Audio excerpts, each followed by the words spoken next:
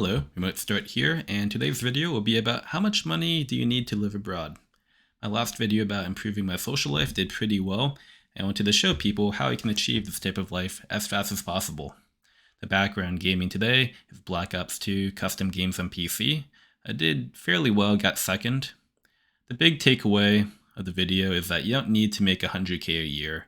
You don't need to be a millionaire to live a good life. All you really do need is about $2,500 a month coming in, remotely or passively. And for the new people to the channel, a little bit about myself. I'm a mid-20s senior software developer, and I have been able to effectively quadruple my standard of living by working remotely outside of the US. I have been able to invest significantly more while also living an adventurous and fulfilling life abroad. Now, to address the title of my video, where I claim that you only need a minimum wage to be able to go, live in somewhere fun, have a great social life, and travel, that's assuming that you live in a city or jurisdiction that pays roughly between 50 to 25 an hour. Now, that can be like Seattle, anywhere in California, Washington, D.C., and I understand that many of you probably do not live in such a jurisdiction. Now, that comes to the second part, where if you can get it to be a remote income, you don't really even have to live there. Like, you can be working a, let's say, data entry job in California, maybe have a family member or something lend you their address so you can put it on your W-2 form, and you can go screw off. The $2,500 a month assumes pretty much everywhere outside of North America, the richer European countries, Australia, New Zealand, and like Singapore. $2,500 a month will get you pretty comfortable life in about, let's say, like 80 to 90% of the planet. $2,500 a month will make you pretty comfortable in pretty much all of Southeast Asia, Latin America, Eastern Europe, and Southern Europe. Now, I'm sure many of you have seen videos about like how cheap it is in the Philippines or Thailand. That's on the lower end. And then on the higher end would be like Southern Europe, Spain, and Portugal, where you might have to share a apartment with somebody. Like, 2-bedroom apartment, you rent out one room, they rent out the other, and $2,500 will be fine over there. But if you want the best bang for your buck, Southeast Asia can't be beat. Now, one story I always tell people about Brazil, that being a country with a currency about 5 to 6 times lower than the dollar, I was able to get a filet mignon meal for two for about $30, I believe. And a comparable meal in America would be like 100 to 120 minimum. Now, once you determine the region of the world you want to live in and you're trying to break it down city by city and maybe even province by province, you can use a tool called Nomad, which is a cost of living calculator, and maybe also Claude and ChatGPT to narrow down how much money you exactly need. Other than that, you can take note of what languages you know.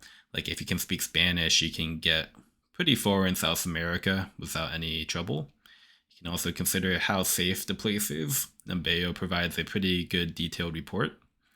The big portion, how much money do you need per month? So I think in a place like Spain and Portugal, you're going to probably need, on the higher end, maybe 3,000. And then in like Latin America, 1.5 to 2,000 will get you pretty far. And, you might as well go somewhere where you find the people to be attractive. Like, if you have a certain type, you might as well find out, like, hey, where are the people going to be at? If you're going to move out of the country and go that far, you might as well move somewhere where you'll enjoy the company. You can go ahead and use Numbeo's cost of living calculator and try to estimate how much money you're going to need for each place. In general, I will take like maybe 20% more than they claim, because they're going to have to include plane tickets, phones, laptops, any type of subscription that you might have. Now, once you've determined your estimate of how much money you'll need to live comfortably abroad, you might be asking, hey, let's start. How am I actually going to make this type of money? And yeah, I got some tips to share. The most important source of income before you try to move abroad is going to be your, California or Seattle type minimum wage remote income. And I do realize that finding a job, let alone a remote job now, is very hard. and that applying on the job board will probably lead you nowhere. So if I was coming out of high school now and wasn't trying to go to college and trying to live a digital nomad type of lifestyle, the first thing I would do, ask around your friends and family, your network.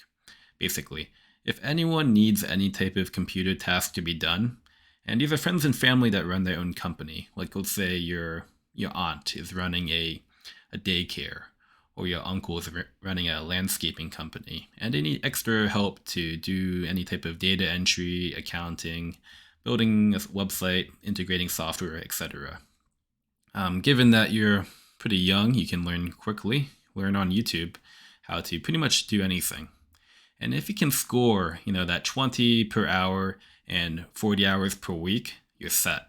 Like you don't need to do anything after that to be able to live comfortably. And I just want to make it very clear. If you can't get that, stable, 20 to 40 hour a week remote income, you should focus on that primarily. You don't want to have to go to this foreign country and be at the same disadvantage as everyone else. Okay, now we're going to talk about supplemental income. If you are a content creator, yeah, you probably already know you can make money from that. Tutoring, if you're good at the SAT or any type of subject, you can tutor other kids online. Maybe even teach them a language that let's say you're bilingual in Chinese and in English. You can get pretty far from that. Now, again, if you're bilingual, you can launch a language club when you get to the new location. You can teach people English and whatnot, and you can be paid roughly 30 to 50 an hour, but it's like once or twice a week.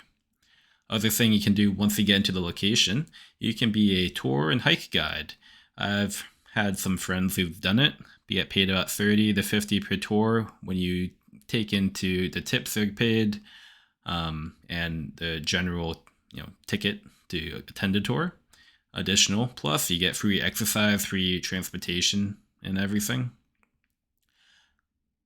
Now, if you're unable to generate enough income between your remote job and any type of side hustle like tutoring, you might want to try some other hacks. The first hack I want to share, working at a hostel, where you can effectively completely eliminate your entire housing budget from your monthly budget, where you get free housing in exchange for working the check-in desk. And it's cool because you can work your primary remote job and get check people into the hostel without too much work. Other thing you can do, pet sitting, where if you get into a community long enough, people will ask you, hey, you can pet sit while we're traveling, and you can usually get free housing out of that or any type of extra money. And if you're going to live in a location for a long term, you can always get a long-term rental contract, like a 3-bedroom, and rent out the 2 extra bedrooms. And yeah, you can probably reduce the entire housing bill from that too. Now, I can't recommend it, but I've also seen people do a practice called Airbnb arbitrage, where they rent out, let's say, a 4-bedroom home, let's say for $2,000 a month, and they rent out each room individually on Airbnb, and they take home the profit, and they don't work themselves. They operate their own little hostel in a way. I've never done it, and I think it's a lot of places won't let you do it, but it's an option. If you do your research, you might find a place like that, and yeah, free money. And that's it. Thank you for listening to the very end of the video, and hopefully you can implement geo arbitrage in your own life. It really goes to show you don't need to be rich with a $1 million investment account. You don't need to have a very successful business bringing in 8 to 10K a month, and that this is a lifestyle that many people can achieve, including yourself.